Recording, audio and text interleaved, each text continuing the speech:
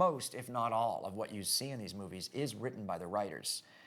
I think Welcome to Prime Time, Bitch is the only time I ever completely improvised a line on my own that became a kind of, you know, I mean, I've had to sign that 1,000, 10,000 times as an autograph. And I've heard it quoted on the, you know, on talk shows and everything else. That is my line. It was something like, "You're on television now, girl," or something like that in the real one, because the girl was a, you know, a wannabe television actress. And it was just too many syllables and it just didn't ring right, and Welcome to Prime Time, Bitch was mine.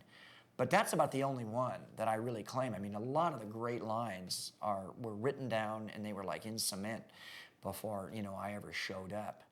The whole TV nightmare scene with one of the lines that became a little more popular, which was "Welcome to Primetime, Bitch." It's hard to say it not in character. It's so bad when you're not Robert Englund right in the scene, but you know, those were things that they were questioning at the time, but it worked like gangbusters in test screenings. I mean, this was the stuff that our audience ate up. When Wes and I turned in the script, it was rewritten and by Chuck and Frank, who, you know, had to make it their own, and Wes and I were not involved in that. But I remember having the idea of, I remember when my father used to walk me when I was a boy, very young, and I would stand on his feet, and I know that that's something that fathers do.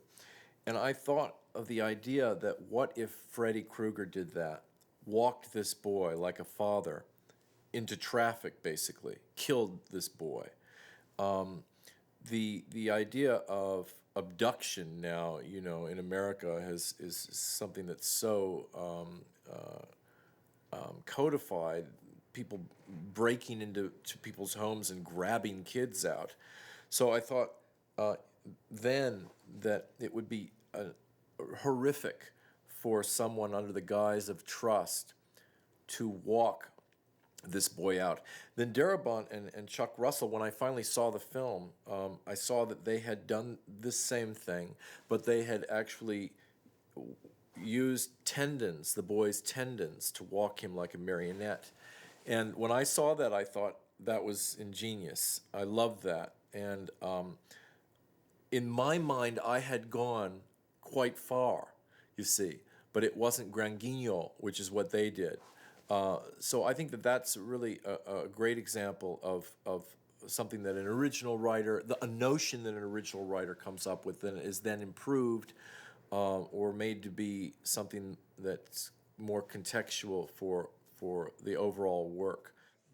The mirror room, the mirror scene was one of the most difficult effects. And in fact, it may have been overly ambitious in concept because we couldn't figure out how to do it almost ever till the very end of post-production when one of our best optical guys, Hoyt Yateman, and I ended up just plain projecting Freddy's image onto some Mylar paper and warping it a frame at a time. We were desperate men, and it was the middle of the night, and we just plain had to finish the movie. It was all over, and I didn't know how to cut the movie together without that scene at that point. And fortunately, it had a very dreamy, nightmare-y look and seemed to be, you know, appropriate and fun.